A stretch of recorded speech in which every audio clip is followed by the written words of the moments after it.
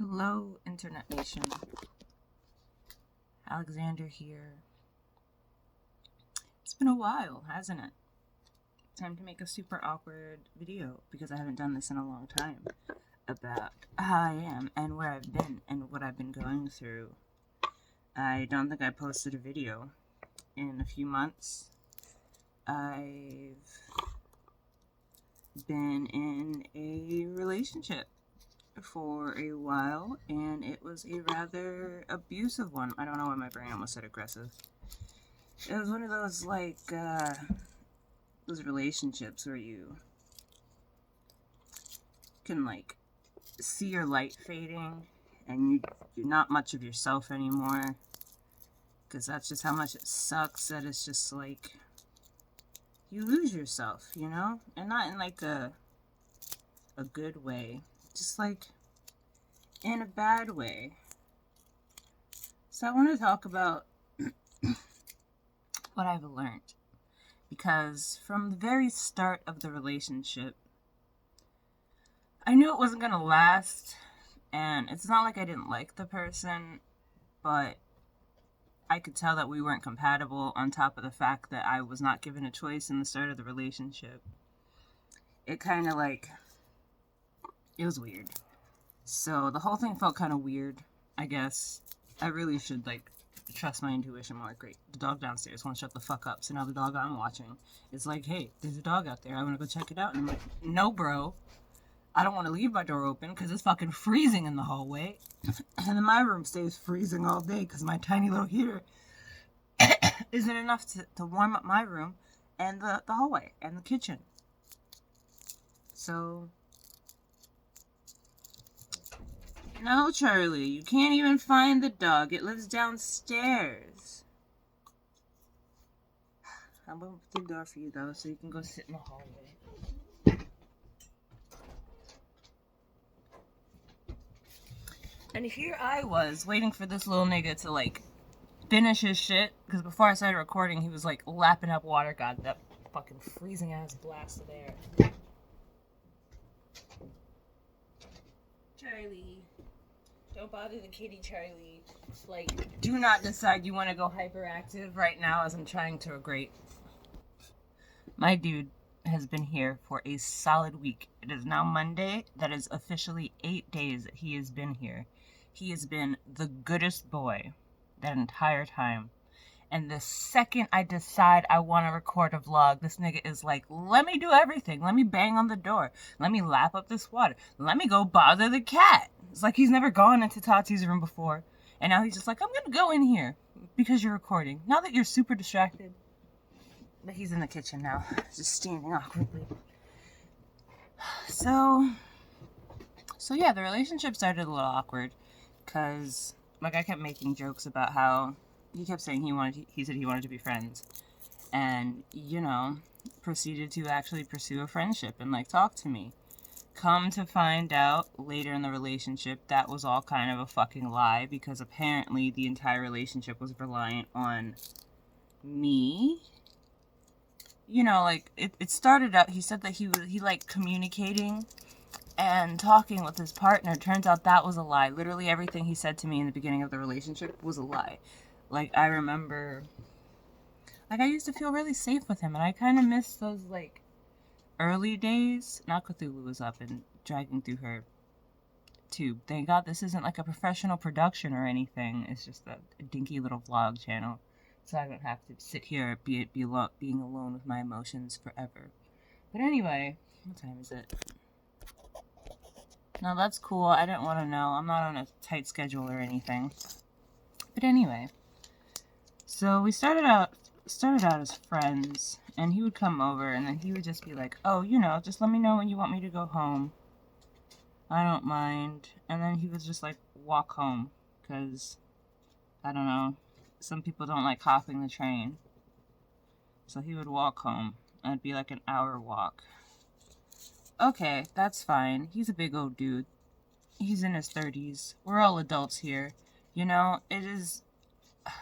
I stopped around the age of 21 taking accountability. Well, not 21, definitely 25. I stopped taking accountability for other adults because if I have to take accountability for you, you're just a little retarded, and I'm not interested in that. You know, granted, thinking about it now, I do not know if I would be open to a mentally retarded partner, but will say I feel like dealing with a mentally retarded partner would be similar, not similar, would be more simplistic than dealing with a neurodivergent? A neurotypical male. I just can not me trying to find the delicate way of asking this question after I just said the word retarded like 5 times. What was even the question? Anyway, curious about that. Kind of want to give it a try, because you can't really go any worse than where I've just come from. Somebody's downstairs. We have a guard dog now. Or he's not a cat. I'm pretty sure it's just somebody downstairs. But that's cool. I didn't want to talk about my toxic relationship or anything. This motherfucker. It's not a package for me, so I don't care. Anyway, actually, no, that's not even true. My friends send me stuff all the time. It could always be a package for me. I just don't know when anybody's sending me anything. Usually. Let me roll this blunt and keep talking before I run out of time and my paper dries. But, okay, so yeah. He would tell me to just tell him I want him to go home. So we would hang out, I would get tired, and be like, okay, so I want to go to sleep now. Or I want to be alone now. It would be usually pretty late, because, like, you know, all he said was, tell me when you want me to go home. So I would tell him, can't see him from here, when I wanted him to go home, and then he would go home. He never said anything about it. Come to find out later, he had an issue with that, because I was sending him home late, and I'm just like, bro, you're a grown-ass man. If it was too late for you, you could have left. If you had an issue with it, you could have left. If you got tired, you could have left. Hell, if you were too tired to go home, well, I mean, granted, you shouldn't, like, tell somebody to kick you out when they're comfortable with it, and then when they kick you out, be like, oh, I'm too tired to walk home, can I sleep over? That's some fuck shit type of moves. But granted, that should have been my... I should move my camera. That should have been my first warning, you know? Where it's like, oh, you tell me when you want me to go home. And then, yeah, because then that just shows a lack of, not accountability, what's the word? Not audacity.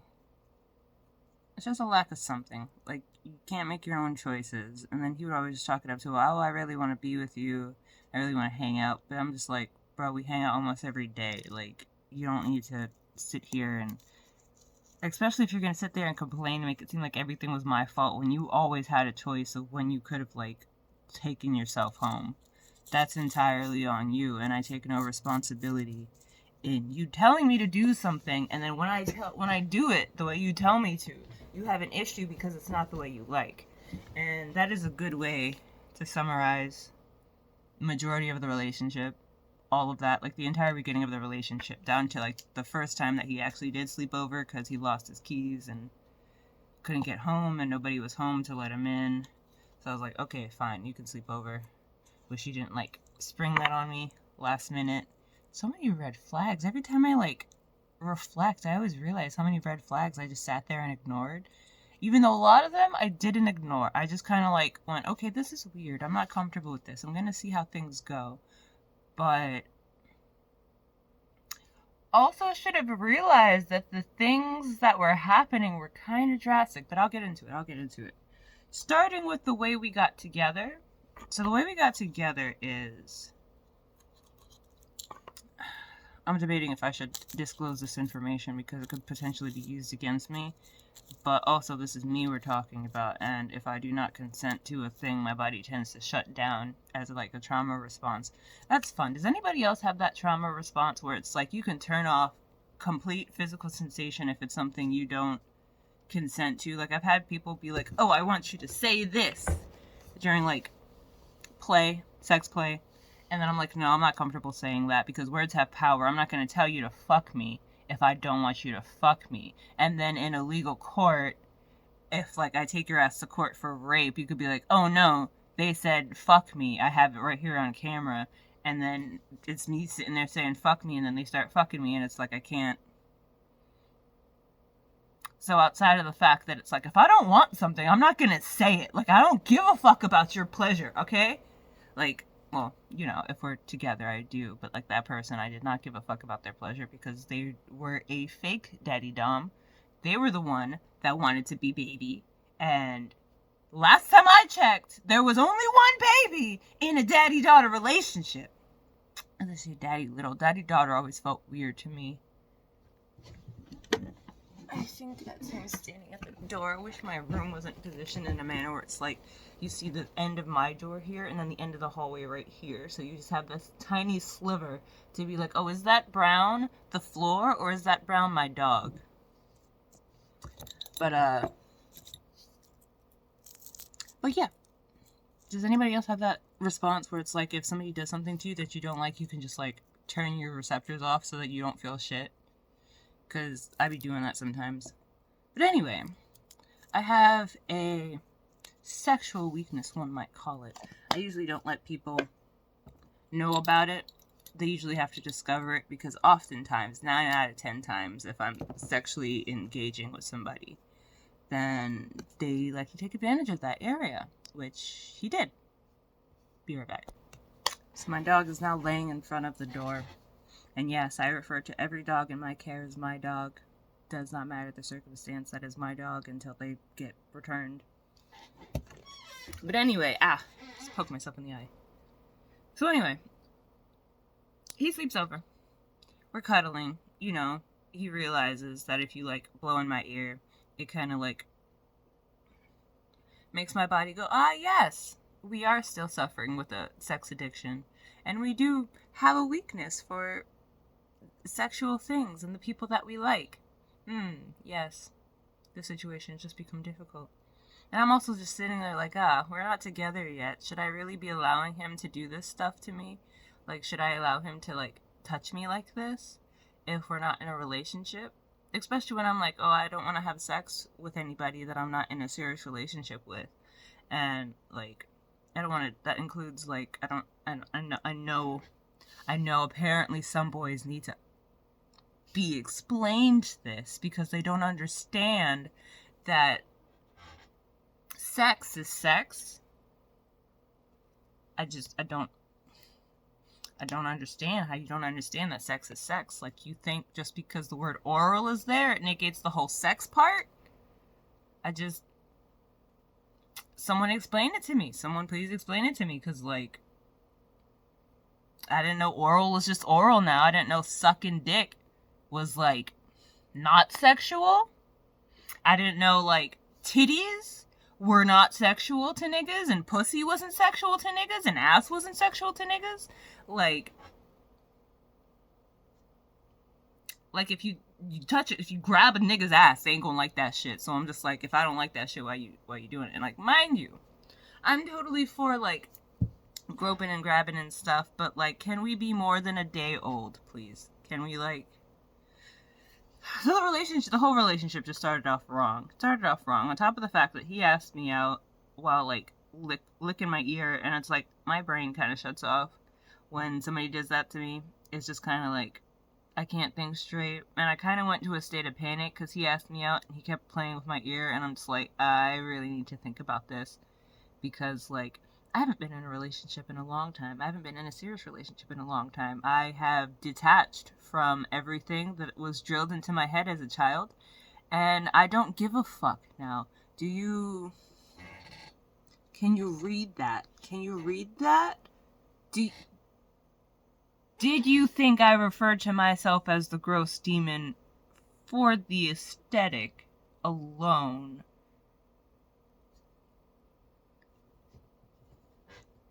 No, nigga, I'm disgusting and a fucking asshole.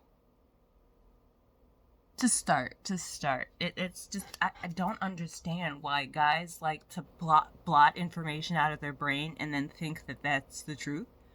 like the whole how dudes only hear the masochist aspect of sadist. I think Cthulhu needs food now. Why does everybody need me? I just want to make this vlog, which I guess it's probably not the time. I can't see your food bowl.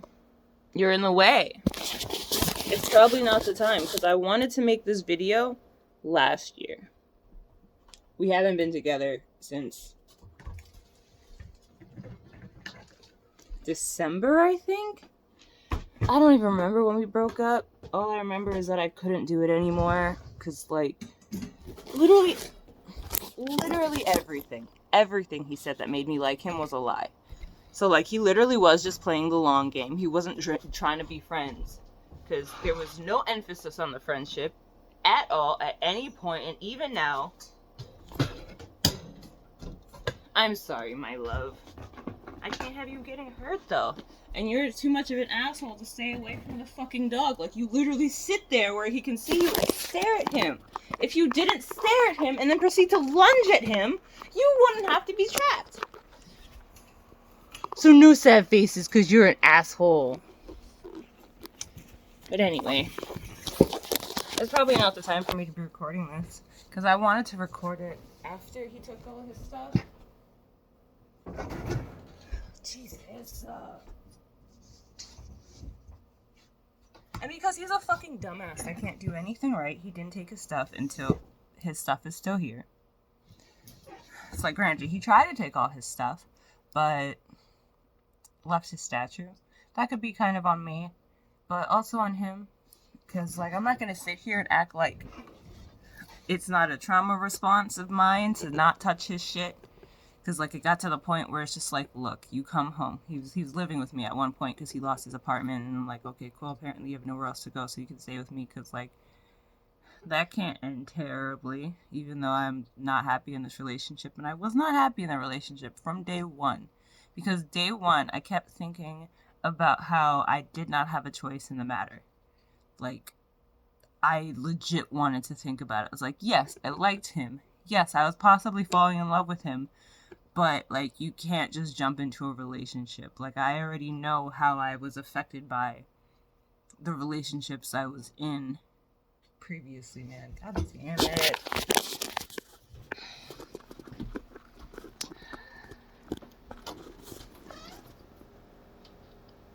Don't think about the kitty, Charlie. You stay right there. No kitty for you. Even though I know Khaleesi can get away much faster than Cthulhu will. And Khaleesi's a scaredy cat, so if she sees something, she's not going to be around. She's not going to take the time to stand and stare at a nigga in a place that he can reach. But, so yeah, I told him I wanted to think about it. He just kept messing with my ear. He's like, come on, say yes, come on. So then, I went to kind of panic mode. Because sometimes I just kind of panic because I don't know how to deal with certain situations, so I just panic. And I just said yes, because I'm like, okay, I like you. What's the worst that could happen?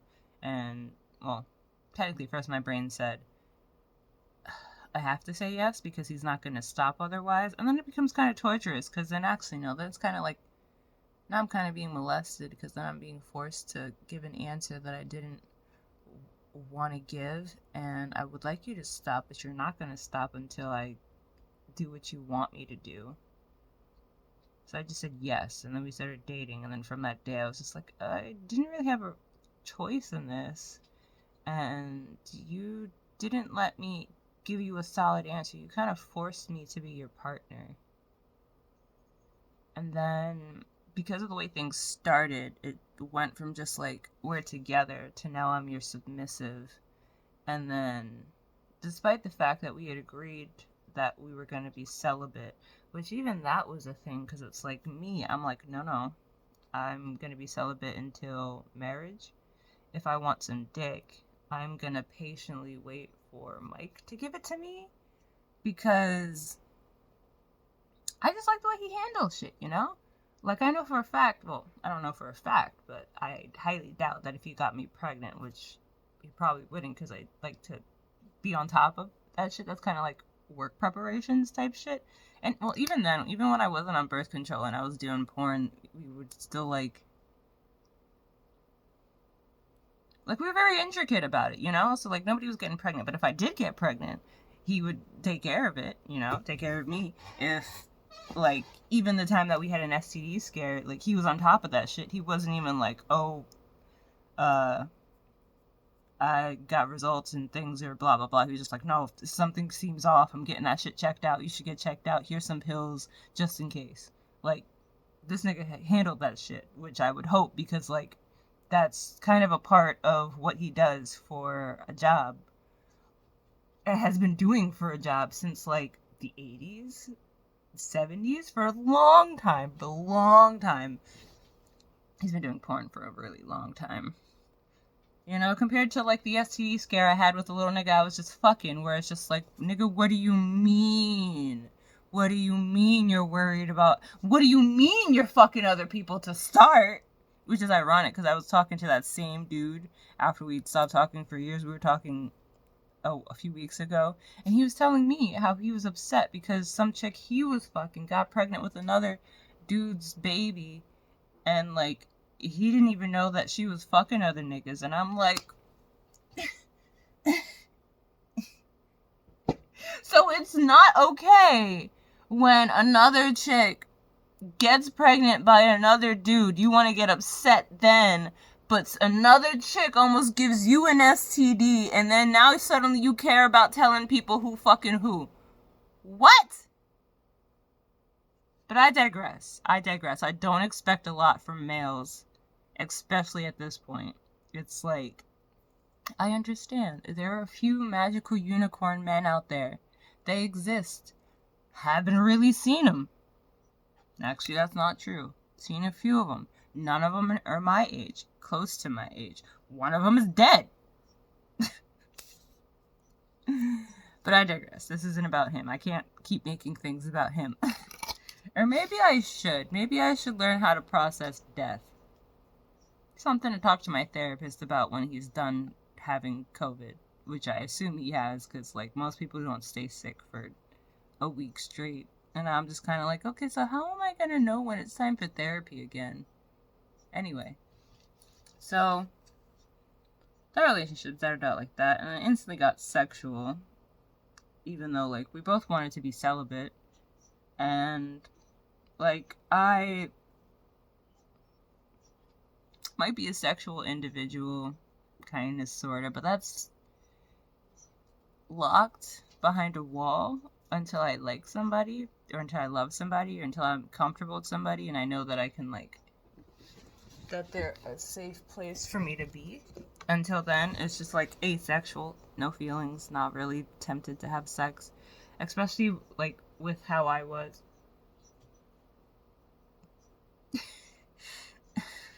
I don't know what I just saw, but it was cute.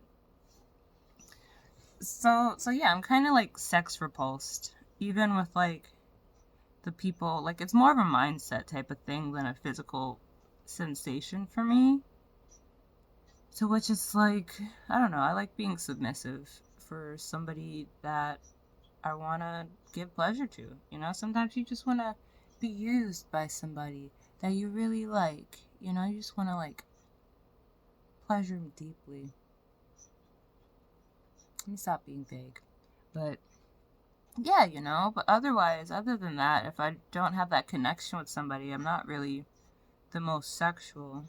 Which, like, I can understand how that, like, came off wrong. Because, like, if you go for these motherfuckers, that's literally the cheat code. That is literally the cheat code. Anything in this region, literally the cheat code. Which is why I don't usually let people touch it. Because then they just, like, OD on it. And I'm just like, you don't understand what that does to me. Can you not OD on it? Like, for one, it makes me hella submissive. So, like... And then the worst part is we couldn't even have those conversations. Because then it's like everything I would say, he would be dismissive of. He would shut it down. And he would come at me with nothing but excuses. Like, he didn't care how I felt because excuses. And then even still, like, even to this day, where I try to, like, talk to him about stuff, it's just excuses. Where I'll be like, oh, why don't you drive down Evergreen? It's a one-way street, so you don't have to worry about that two-way traffic turning every few blocks. There's less traffic, and it would just be much faster to drive down. He'd just be like, no, the GPS says we gotta go down Broadway and then we gotta turn on Bushwick anyway. And I'm just like, I mean, Evergreen is literally just a block over to the right from Bushwick. So, whatever. Or like how he would just be staring at his phone, and I'm just like, oh. Or there was this incident after Mahershala died, a dog that I used to take care of. I was like his second mother. Loved him very much, and I remember we were driving through his neighborhood one day, and I saw the Walgreens that I would usually pass while walking him, and I went, oh, we're in Hershey's area. And he was like, no, we're not. Hershey's blah, blah, blah, all the way over there. And I'm like, no, I know, like, I've walked this area many times. Like, literally, we walk the same path a lot of the time because there isn't many places that you can go in this area, so we usually walk the same directions. I've passed this Walgreens many a time. And then, because I was used to being gaslit, but I also am very secure in my thoughts, especially if somebody said something stupid to me. My brain has a really hard time processing stupid shit. So if somebody says something stupid to me, I tend to fixate on it. And I usually remember those little conversations I have with myself where I'm just like, but that makes no fucking sense. Like when he said that he was going to his job holiday party and he was gonna, be drinking and then park his car at his brother's house and then walk home. And I remember sitting there, I'm like, why would you walk home? For one, what is your obsession with walking? Why don't you just hop the fucking train? But, I didn't say anything because at that point I just learned that it's best for me to just shut the fuck up and just let him do what he does, because my feeling and my advice means nothing. So keep it to myself. Just for him to later be like, what do you mean? I never said that. I said I was going to go to my brother's house and just sleep there. And I'm like, cool. So what you're saying is you can sleep at your brother's house. Cool. So you should leave here. I didn't say that though. I was just thinking it. Because, I don't know. It was really bad. I didn't want to be in a relationship after that first date because I just kept thinking about how I didn't have a choice in it. And it's like, he kept saying, oh yeah, we're gonna, if we're still together in March, then we're gonna have sex. And I'm just like, I'm waiting till marriage? I don't know who you're having sex with in March, but I'm waiting till marriage. And I don't even feel like you listen to me, give a shit about how I feel, can even acknowledge my feelings, can acknowledge that the shit that you do that's fucked up. Why would I want to have sex with you? You literally kept, sexualizing me and pushing me. It's, the first few days of the relationship where it's just everything was made sexual. I was just baffled. I agreed to be submissive, but I thought that there would be a getting to know each other period. No, apparently he was a fake dom. You would think that me, of all people, would be more aware of, fake doms. But no, got into a relationship with a fake dom, and I'm just like, the first thing he asked me to do was strip naked so that he could, look at my body. Just to later on be like, oh, I've never seen you naked, but you've seen me naked. And I'm like, nigga, I have not seen you naked. If we're in the shower together, what makes you think I'm seeing you naked? For one, you have two options. You have fogged glasses, or I can't see shit. It's like, why are you covering your dick? It would literally just be like a skin-toned blur to me. I can't see it. I have not seen you naked. I am asexual. I do not care about the naked body, especially for, fat people. He's kind of fat. I have weird... kind of fat. He's fat. I have weird, I don't have anything against fat people. I just don't have a lot of experience with them. And because of my relationship with human bodies, I find their bodies weird. Not gross, just weird. Because they have a lot of, extra skin and folds and stuff. And I've not seen that, I don't hang out with a lot of fat people. Which I'm just realizing, I think the biggest person I know is Adonis. And he's pretty small.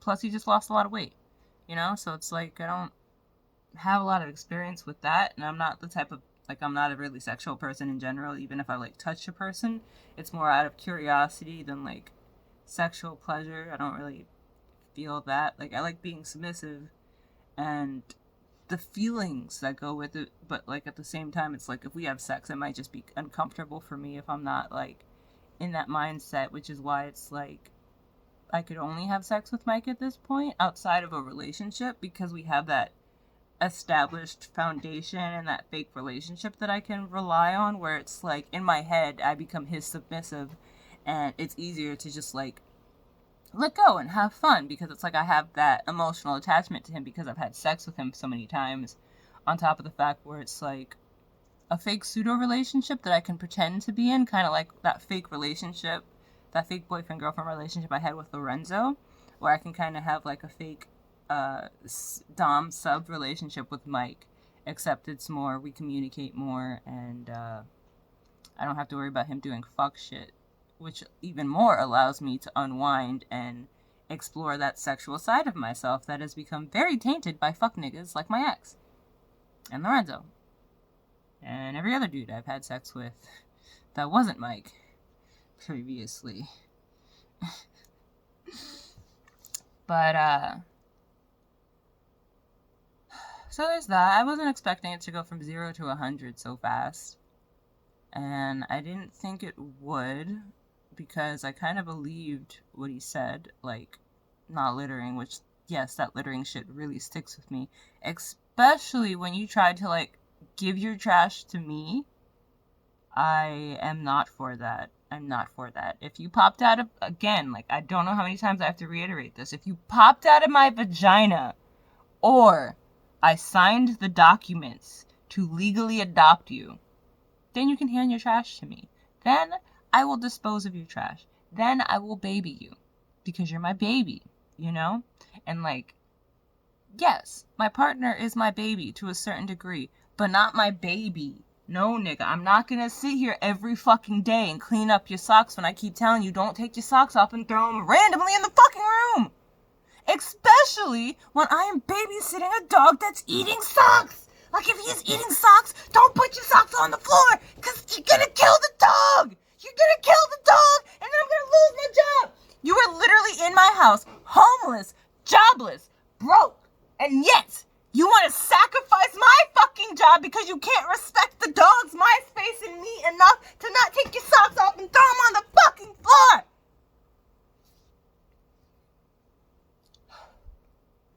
That shit really upset me, because one, like, throughout the entirety of the relationship, I just felt like I was not respected as an individual, as a person, as an autonomous being with feelings and thoughts. Like, literally, I just felt like a fucking blow-up doll. He would literally get mad at me, and, like, it got to the point where it's like, dude, I don't give a fuck about your feelings anymore.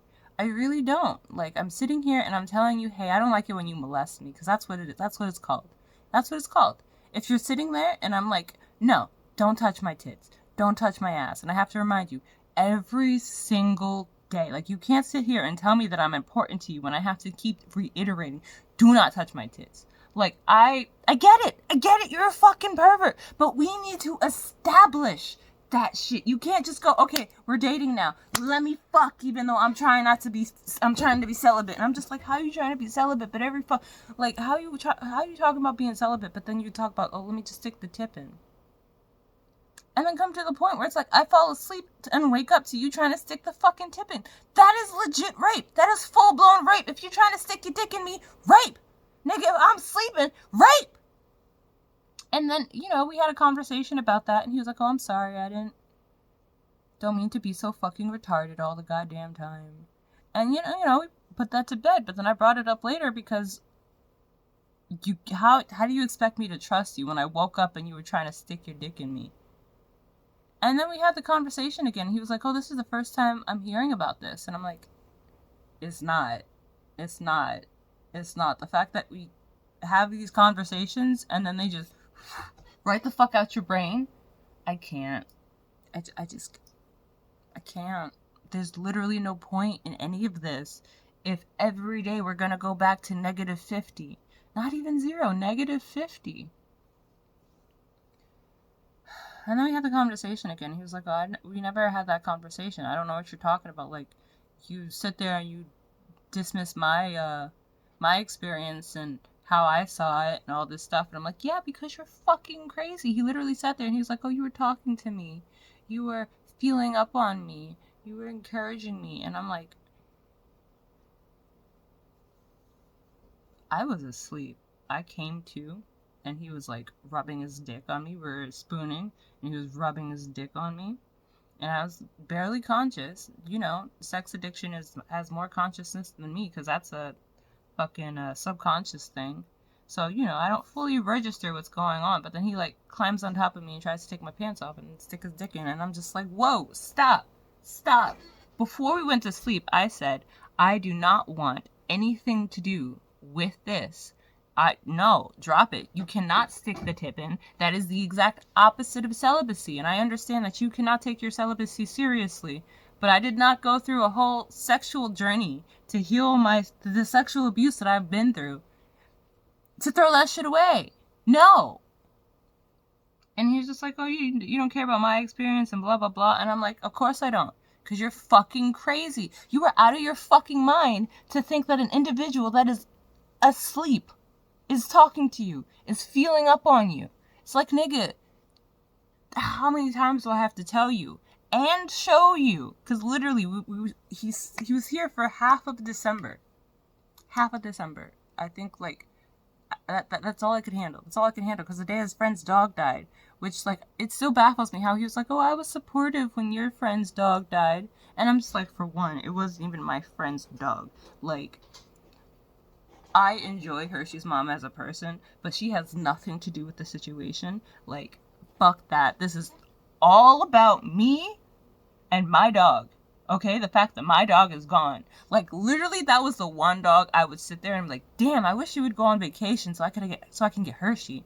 Just like, used to text her, be like, okay, so when you bring in the baby, when you come in with him, that was like Norman for me, you know, where it was like Norman taught me patience. He taught me that it's okay to do literally nothing on a fucking walk, just stand there for half an hour and make no movement, because, you know, at the end of the day, it doesn't fucking matter. If that's what the dog wants to do, that's what the dog wants to do. Especially if the owner is not like, okay, we need you to prioritize exercise, we need you to, like, make sure they pee or any of that stuff. If literally my only job is to show up and bring the dog outside, why am I stressing about them not moving? Why am I, like, he literally taught me to move slow and be patient and just relax, you know? Thanks to Norman, I can just chill on walks now. I don't need to go fast. I prefer to go fast, but I don't need to.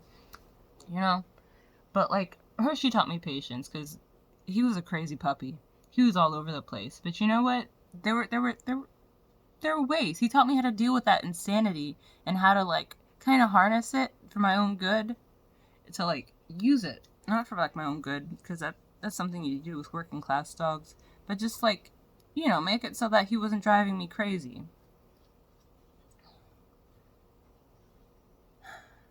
And he wasn't sympathetic at all. Like, he couldn't even acknowledge the fact that we were in Hershey's area that one time. Even though, like, I clarified.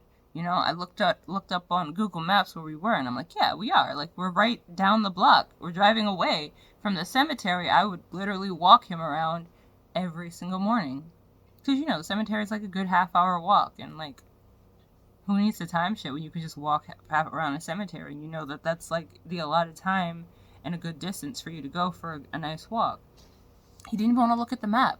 Mind you, he's like looking at GPS on his phone, and I'm just like, look, we're right there. All he had to do was look. And I'm just, couldn't even give me that. He was barely listening anytime I was sad about the fact that the dog had fucking died. And it's like, why should I care about your friend's dog? Even, like, for one, I did care about his friend's dog, but, like, the way he tried to tell me was fucked up, because he's calling me, and he loves calling me. He only calls me at the worst moments. There was one time he didn't call me at a terrible moment, and that was because he texted me before to ask if he could call, and I'm just like, why is it that the one time you text to see if you can call, is the one good time? Every other time, you literally wait for the worst moment, and it's like, usually I'm in the middle of something, or I'm underground, or I just went underground, or I just started doing something, or my hands are full, or some shit. This time, it's just like, or, you know, other times it's like he'll be busy, too busy to talk, and he's not smart enough to multitask. So it's like that time he calls me, he's talking to me, he's like, hello. I say hello.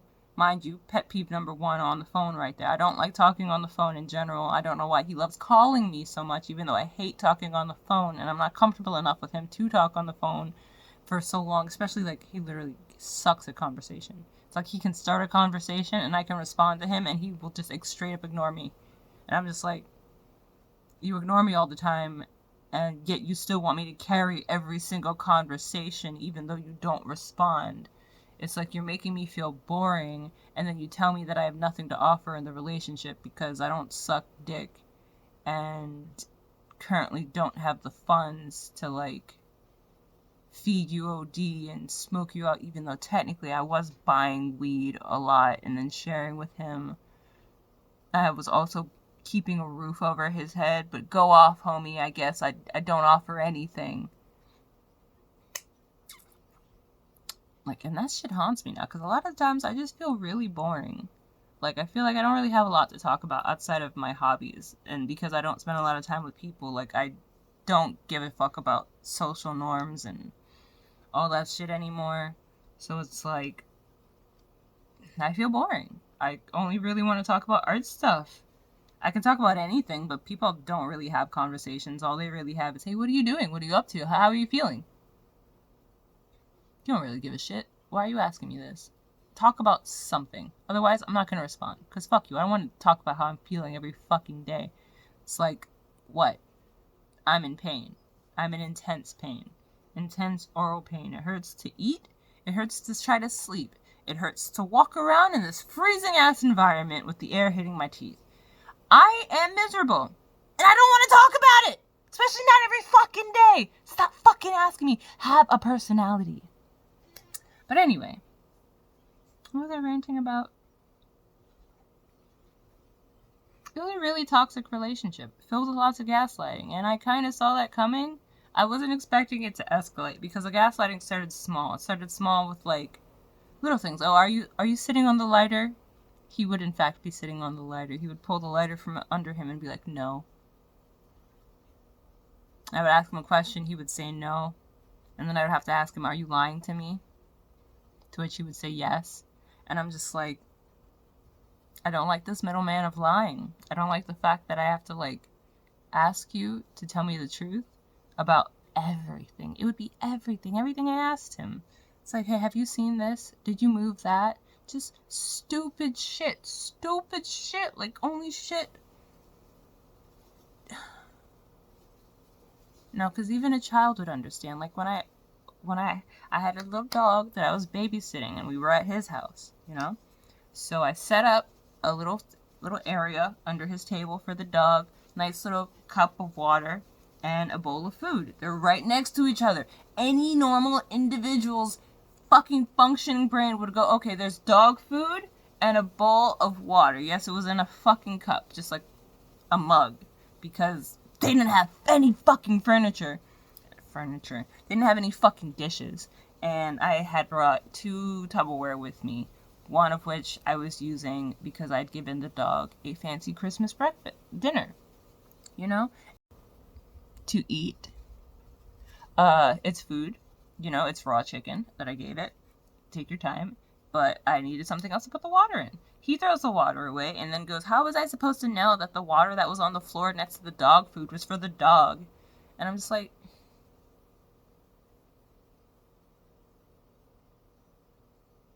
someone with Asperger's would have known that. A child would have known that. A senile old man would have known that. And yet here your stupid asses. Like, you don't even think, oh, let me just move this cup of water that's on the floor next to the bowl of food. But not, let me make sure the dog has water. Like, literally so much of that. Like, we went to go pick up Charlie, the dog I'm watching now. And he has his work truck. And like, he just set up a space in the back. Like, I didn't know what he was going to do because we don't communicate. He doesn't answer my questions, so I just stopped asking questions. You know, it's like I just stopped saying things because it's like, you're not going to respond to me. You're not going to engage with me. You're not going to answer my questions. Half the time, he'll ask me a question when I ask him a question, and I'm just like, nigga, fuck you. You can burn in the pits of fucking hell, you goddamn loser. Answer my fucking question. Especially when it's a simple yes or no question. Just give me a fucking answer. Stop trying to keep me in the dark for everything. But, so much of that. So much gaslighting. And then the gaslighting escalated to him being like, oh, I never said this. Oh, I was talking about the dog thing. So basically he called me to tell me that his friend's dog died. But mind you, he calls me, starts talking to some customer, because he's on the clock. And he's like, I'm really supposed to care that your friend is in the car crying? It's like, nigga, no. The fact of the matter is, don't call somebody and expect them to hear what you're saying. Especially somebody like, I get it. You're neurodivergent. I understand. I work around that. I literally keep asking him, how many times do you need me to tell you shit? Because I will sit there and I will slip it into conversation. I will say it over and over again until it fucking sticks. I don't give a shit. If that's what you need, that's what you're gonna fucking get. Because unlike you, I'm actually serious about this shit. And that would just piss him off. That would piss him off every fucking time. It's like, oh, you want to meet me where I'm at? No! Fuck you stupid cunt, bitch! I'm just like, whatever.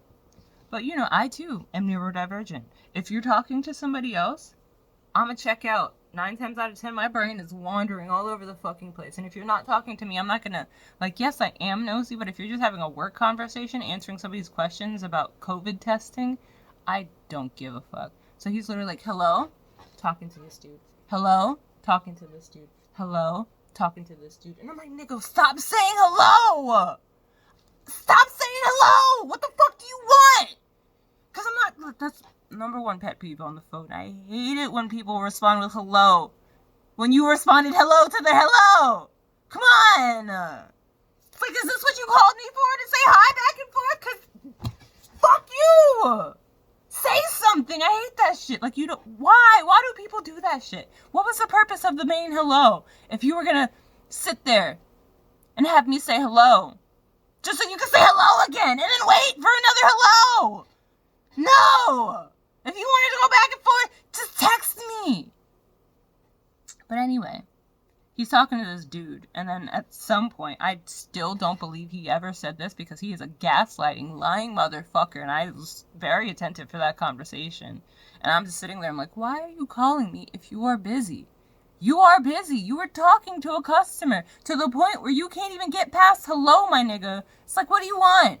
What do you want? What the fuck do you want? Stop saying hello and get to the point.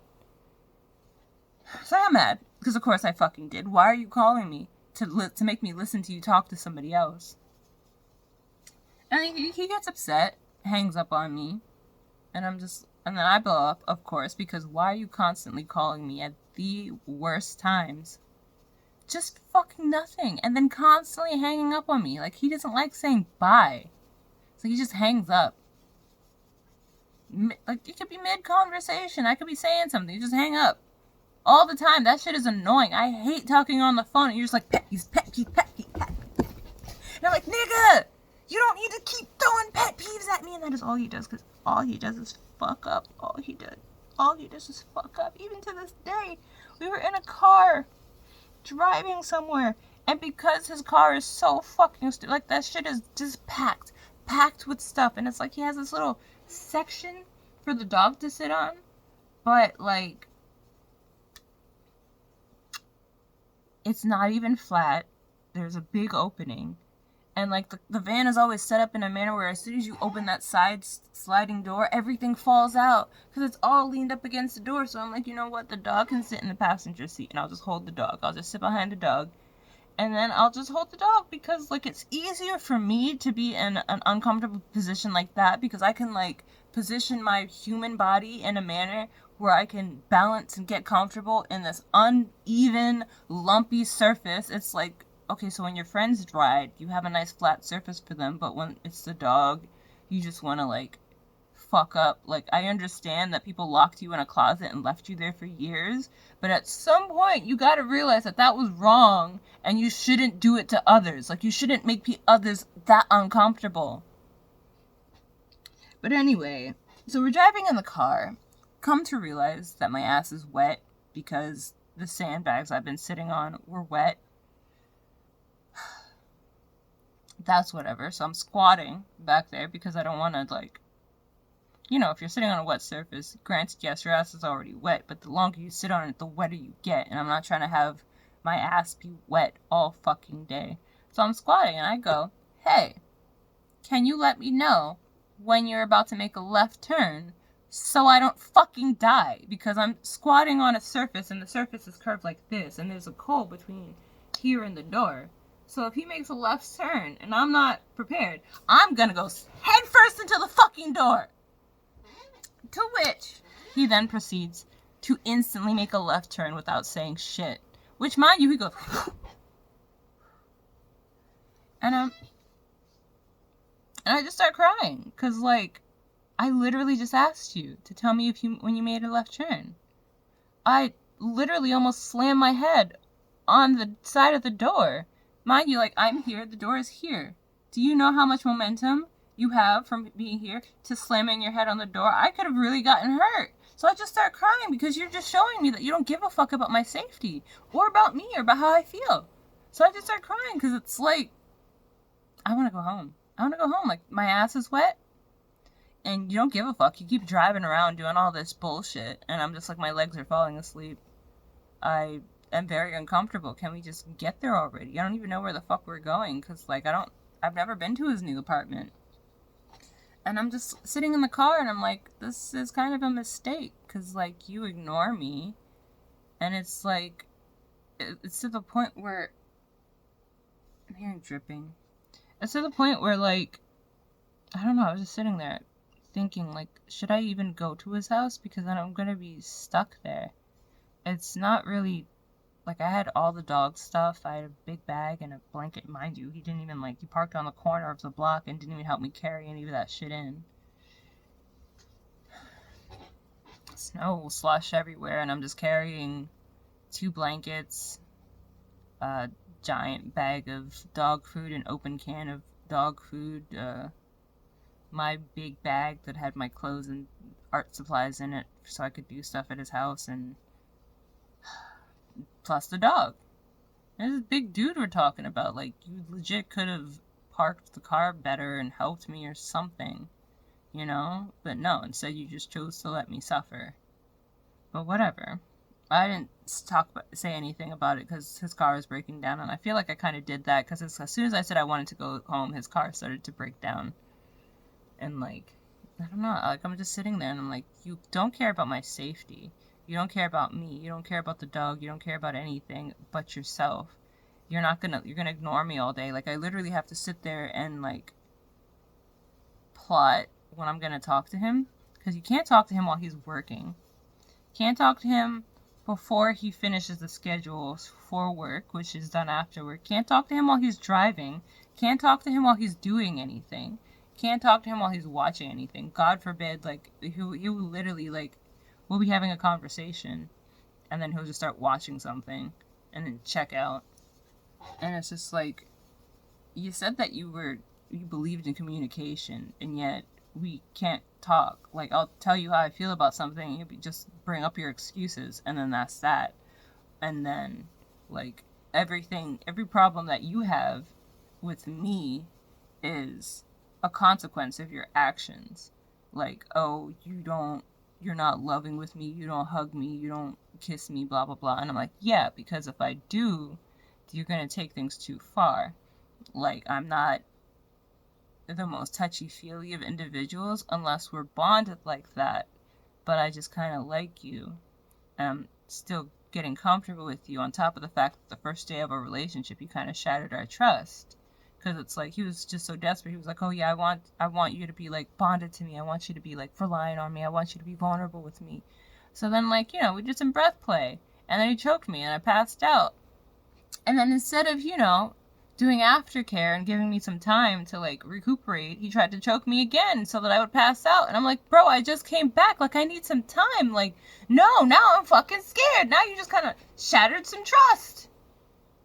And then he never repaired that trust. He just kept getting worse and worse and worse and worse. And I'm like, can you stop sexualizing me so much? Can you stop grabbing my ass so much? Like, I, as a transgender individual who does not identify as female, am very uncomfortable at having tits Like, to the point where I'll be going downstairs and I'll go like this so that my tits aren't bouncing on my chest. Because, like, that bothers me deeply. I don't like people grabbing my tits all the fucking time or touching my tits, especially, like, that's kind of like the Epcot Center. Is that a good explanation? That's kind of like the starting point for arousal for me. So if I'm not aroused and somebody touches my tits, it just makes me feel uncomfortable.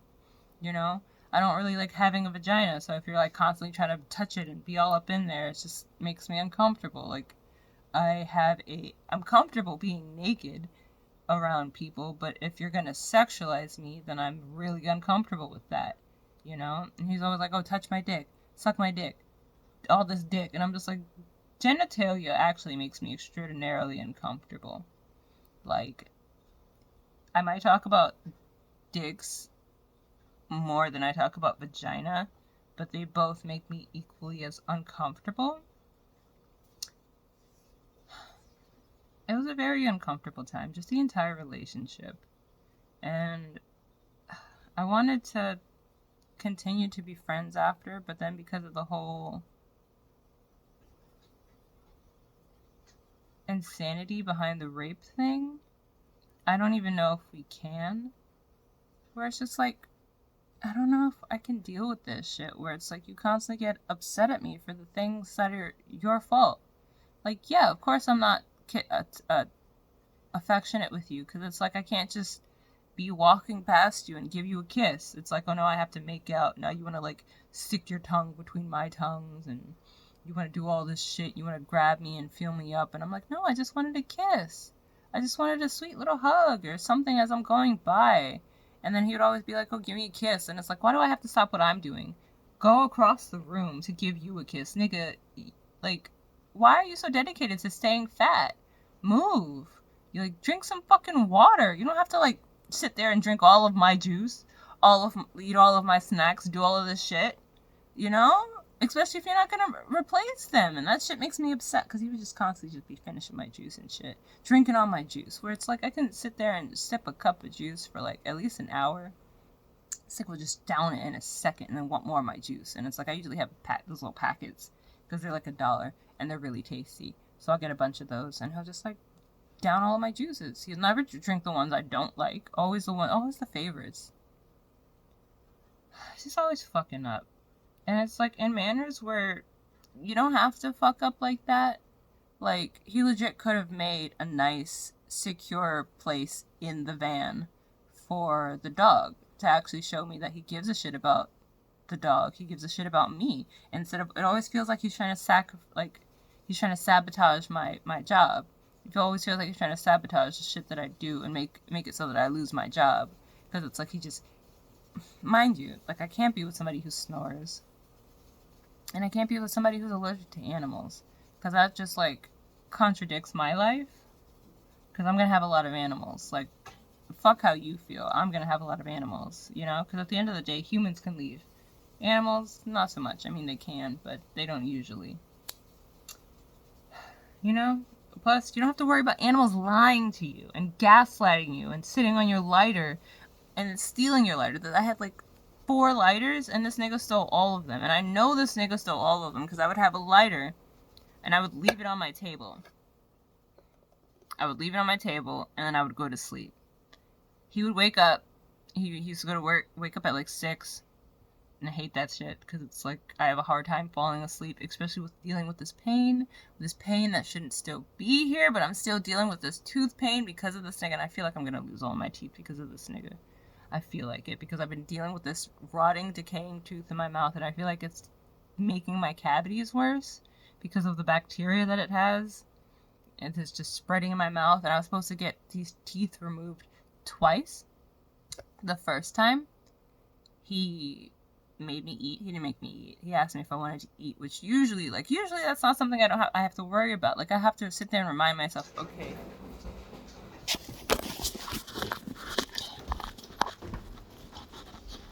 Charlie.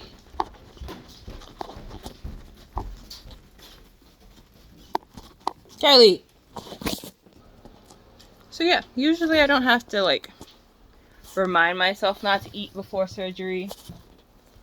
But, you know, morning of, he's like, hey, are you hungry? You want to eat? And I'm not thinking about the fact that I shouldn't eat before surgery.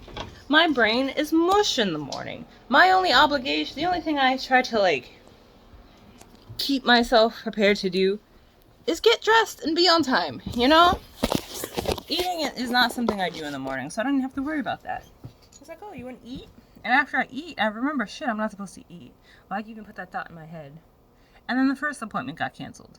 And then the second appointment had to get rescheduled because I got a COVID test with his company because apparently everybody was just closing early and not doing COVID tests. So I had to go do his company, and of course, because they're a scam, they took forever to give me my results. And they told me to go fuck myself, which I kind of saw coming because I went to their holiday party and the dude was talking about how people haven't been getting their results, and the epitome of what he said was just tell them to go fuck themselves. So, you know, I'm probably going to lose all my teeth because of him. Not surprising. I feel like I've lost so much because of him. Because of, like, he's just a giant child. Just a giant child. So what did I learn?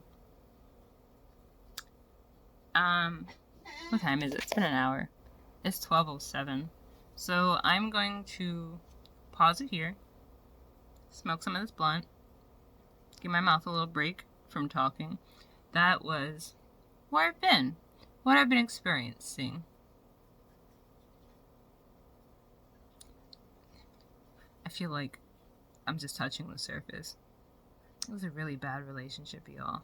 It really got to the point where I didn't want to, like, say anything. And I just, like I could feel my light dimming. Because it's like, oh, he keeps saying that I'm boring and that I don't offer anything. And it's like, I kind of already knew that. But, like, for somebody to, like, cover those words in venom and then spit them in your face, it's really fucked up, you know? To where it's like, I don't even know. Like, I get it. I don't have much to offer right now. Like, I'm not making the money that I used to be making, so I'm not balling. I still, like, smoked him out. He couldn't afford to smoke me out. I smoked him out.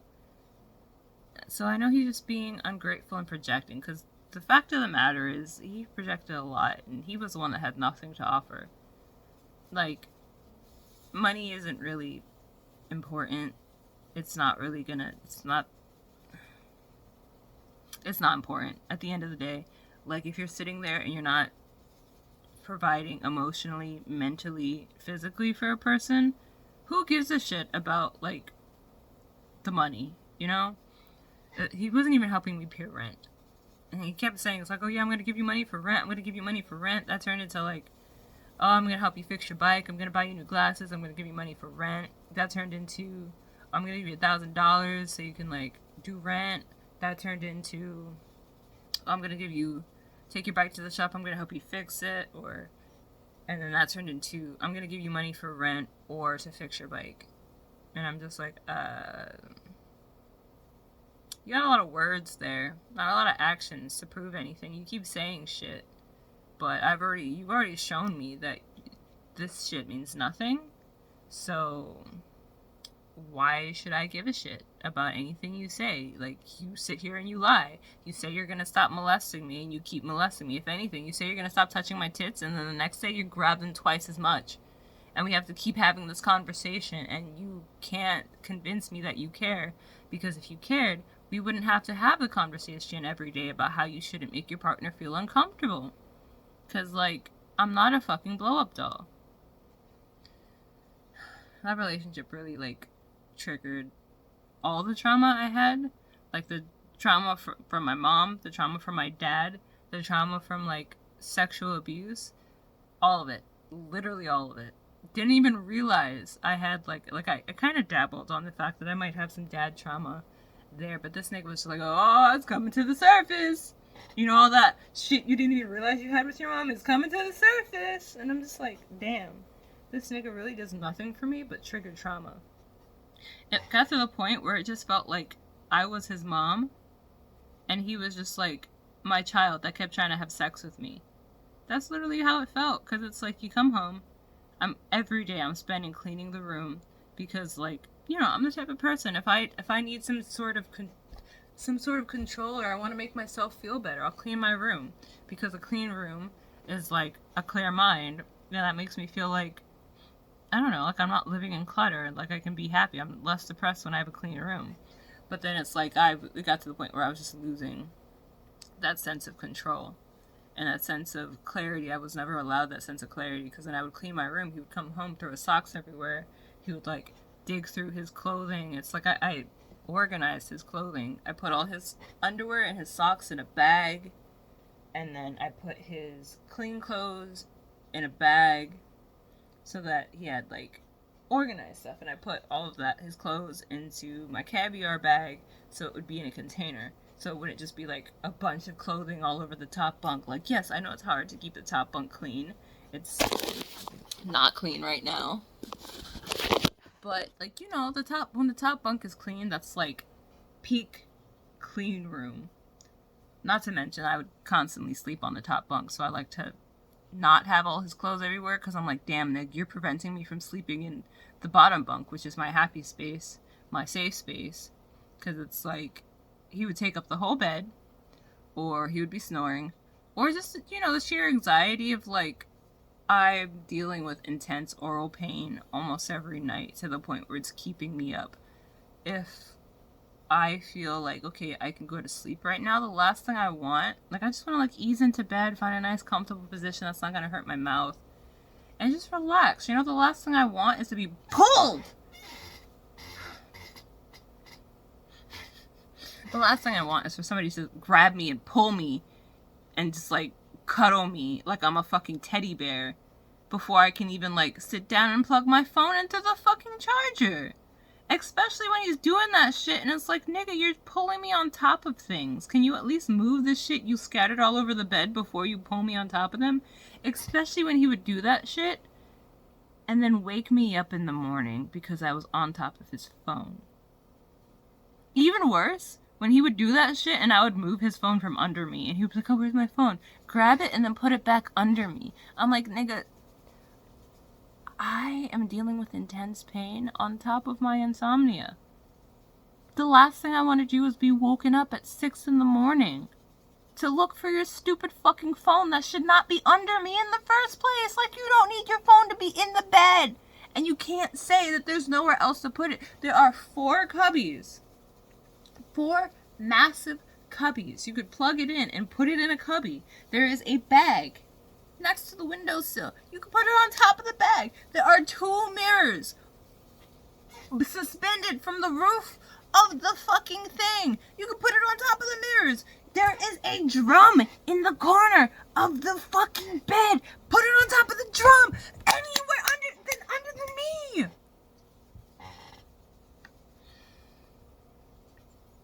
So it was a very abusive relationship with a child. Literally with a child. Like, he forced me in a relationship and tried to make me a pedophile. I'm always fucking telling y'all, I'm not a pedophile. I don't date children. I don't fuck children. And the worst part is, the longer the relationship went on, the less attracted to him I was. Because it's like, no. I am never in the history of ever gonna be sexually attracted to my son. And I literally have to tell you every day, don't throw your socks everywhere. Like, I can't even, because there's no circumstance in which I would let a dog eat socks. Because, like, I don't know if you've ever had that experience where a dog has eaten a sock. And mind you, he ate my sock because this nigga took my sock off my feet and then threw it. And I was like, oh no, it's fine, it's cool, I don't have to worry about the mess, until the dog was eating it. Then I lost a perfectly good sock. And then, I had to wait. Thankfully, it was a big dog, because they can choke and die on those. But thankfully, it was a big dog, so I sat there and waited for the next few days, checking the poop to see if it pooped it out, on guard. Thankfully, the dog threw up the sock. And I'm just like, so that happened, but you choose not to learn and still continue to throw your socks on the floor. It just can't. And then I would wake up, there'd be clothes everywhere. So it's like no amount, and then I can't even clean the room because it's his stuff. And his stuff doesn't have a place. And as much as I try to like put his stuff in the place. At the end of the day, I can't tell the difference between the clean clothes and the dirty clothes, which doesn't even matter if they're all on top of the dirty laundry at that point. So it's like, I was just losing my mind. So yes, I snapped at him, and fuck your dog dying. You didn't even say those words. You didn't even say that shit. You just, like, hung up on me, and then sat there and like, oh, you hung up on me. You were busy. You were busy. I'm like, what the fuck are you talking about? You gaslighting retard. I was not busy. I'm waiting for the train. You're the one calling me, talking to somebody else. Can't even have enough of a conversation with me to acknowledge the fact that I said hello back. That is the problem. Like, if he had called me and be like, hold up, somebody just walked up, fine. If he called me and like, hello, blah, blah, blah, blah, blah. Yeah, I need to tell you something real quick. Give me a sec. Blah, blah, blah, blah, blah. Fine. But don't sit there and act like I am the problem because you are talking to somebody else. I'm not going to sit there and listen to shit that you're saying to this other person. Nor am I going to assume that it's to me. So I just got tired because I'm like, you always calling me when you're busy for some stupid fuck shit. And then you hang up on me. And then you want to gaslight me talking about I'm busy.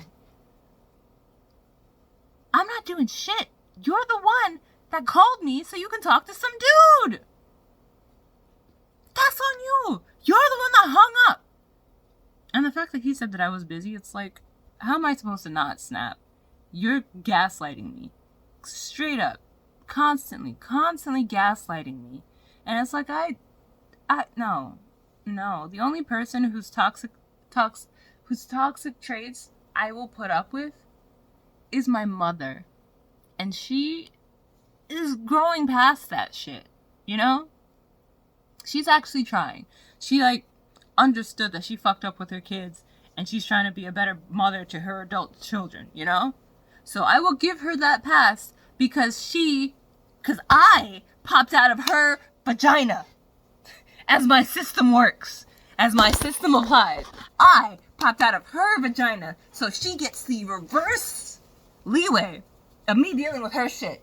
Because she's my mother, and I want to have a good relationship with my mother, even if it means understanding that the past is the past, and we're growing past that, because she is legit, like, putting in the effort to be a better mother now. She's putting in the effort to accept me as a person, to, humor my hobbies, and, like, validate the shit that I choose to do for my own fucking happiness. She doesn't say shit about the piercings and the tattoos anymore. She's just like, that's you. You're gonna do what you want. My feelings are relevant, so I'm just gonna accept it. I'm not gonna say anything. I'm not gonna hassle you about the way you smell and the way you look anymore, because that's just how it is. You know? We're growing. This nigga literally gotta tell this nigga to stop touching me inappropriately every day. And it's like, I shouldn't have to explain to you why molesting people is bad. I shouldn't. And certainly not every day.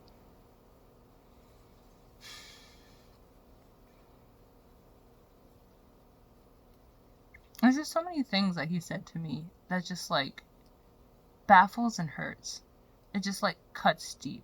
To the point where, like, I started cutting myself again just to nullify my need for human connection. Because, like, I don't want to connect with people if I'm just going to get hurt like this. And it's fucked up, because I am bonded to that nigga from all the fucking breath play we did. But then even then, he would take it too far. Like, even after he said that he was going to stop choking me out. Not even just choking me out. To the point that I would pass out. And, like, he did it multiple times. Where I'm like, no, I don't want you to choke me anymore. I'm scared of that shit. Like, you're doing it without my consent. Like, I'd be sitting there like, no, stop. I don't want this. And he would choke me the fuck out. And then, you know, like, he stopped doing it. And then one day he was like, oh, yeah, I'm just being playful. And then choked me out with a pair of pants. And I'm like, nigga, where is that a game? Where is that a joke? Where is that a joke? When is it acceptable to walk into a store and pay $8 for a pack of fucking papers? I don't even like paying $2 for these niggas.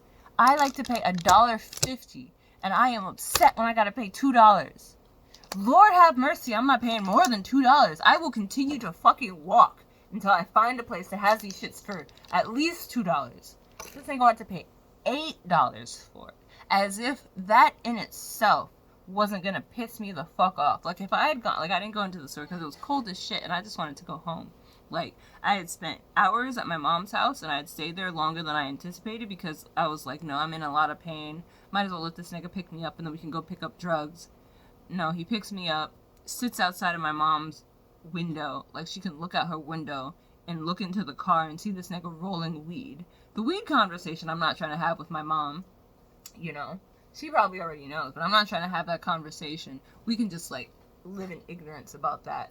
But, like, we can't if you picking me up and you obviously rolling weed directly in front of her window. Like, can you at least pull over to the next block? Something. So, you know, and he also takes 15 minutes. I can roll the blunt in, like, a minute and a half, apparently. This nigga takes 15 minutes to do everything, and I'm just like, this is agony. I told my dude I'd be there at 9:30, but then not only that, you want to go to the city to pick up one dub. Not even sure. I don't know if it was a $20 eighth or a dub. All he said was that it was a 20. Dude, his brother said, oh, he just got 20s. I don't know what that means when you say he got 20s. To me, that means a dub. But anyway, so he's like, oh no, he only has one, so he can't even get me an eighth or a dub or 20. So I'm like, okay, I mean, we could have just gone to my guy because my guy has eights for 20 and I'm also trying to pick up a half. But whatever. We go to the city, drive to his brother's house so he can get his dub, and he goes to the store to get a pack of papers and a ginger ale. That shit's like $13 in total. Mind you, my cheap ass would have been like, huh? How much? Alright, cool. You keep that. Bye. You're never seeing me again. Peace out. This nigga decides he's gonna pay that. And then not only pay that, like, we're not even together at this point, and I'm just like, trying to, like, establish a friendship. He comes into the car, he's like, that shit was so expensive, you're gonna have to show me at least a left tit or something. And I'm just like, is this really how you talk to your friends? Like, you do something and now you want to, like, a sexual transaction in return? Like, no, you can't see my fucking tits. That's not a funny joke. That is sexual harassment. That is not a funny joke. Sexual harassment is not funny. It's not a joke. It's not a fucking joke! I swear, at this point, he's just one of those dudes I want to hire a dude to rape. Because it's like, some dudes have never been raped and it shows. Or it's like, he was raped before he could even... No, he can't even process shit now. Where it's just like, sometimes people get traumatized at a young age and it stunts their mental growth. But then what do you do then? I can acknowledge the fact that my growth is stunted, but I was never a child. Like, I'm just as much a child now as I was back then. You know? Like, I was never a child. I never had a childhood. I was a little adult trying to be a child, but then it's like, oh no, you're being dirty. Oh, you're having too much fun. Oh my god, you're existing. So I didn't have much of a childhood, you know? So it's like, I can understand, but also not understand how you can have your health growth stunted as a toddler, because this nigga is a toddler. He is a toddler. He has no spatial recognition. He has no understanding of shit. And I'm just like, bro, the entirety of our relationship, granted, you can argue that I haven't drank that much water as well, but I at least drink, like, fluids. Like, I'm at least attempting every now and then to have a nice glass of chlorophyll. I also don't consume a lot of liquids. Like, I have a jug that I bought mostly because I'm tired of these thirsty niggas drinking all the water and then literally putting an empty container of water back in the fridge. I don't want that. I hate that. That shit annoys me so much. So I bought a jug that I fill with water so that there's always water, you know? Usually people don't fuck with my water, so at the very least I'll put the empty jug back and then also have water. Because I'm tired. I hate having to fill the water every single time I want water. Every single time. I hate having to fill water if I want water. I don't understand why it's so hard to just refill the water. So I bought a jug, and it's like this big. It's much bigger than the water container, because the container will, like, the jug will hold maybe 2 or 3 of the water the Brita filter that we have, it'll hold 2 or 3 of those. So I'll fill it all the way up. And for the longest time, this nigga would just, like, mix juice in there.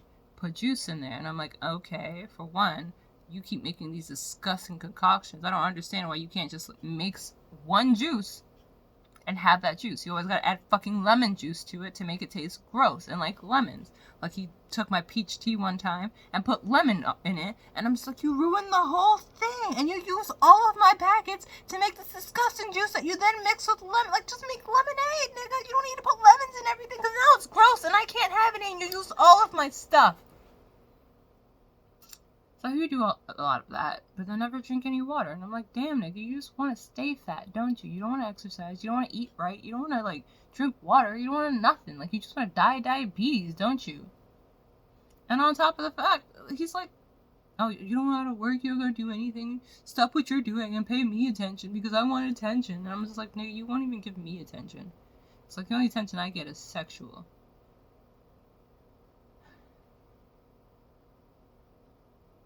But I'm going to stop ranting and do the things that I said I was going to do 20 minutes ago.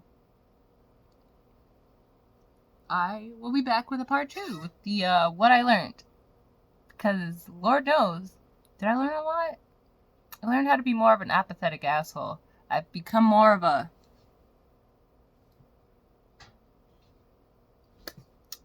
But... I guess we'll see in those rambles. Until next time, Internet Nation, know that you were loved and accepted by this guy. But also, I don't have to deal with you. I don't.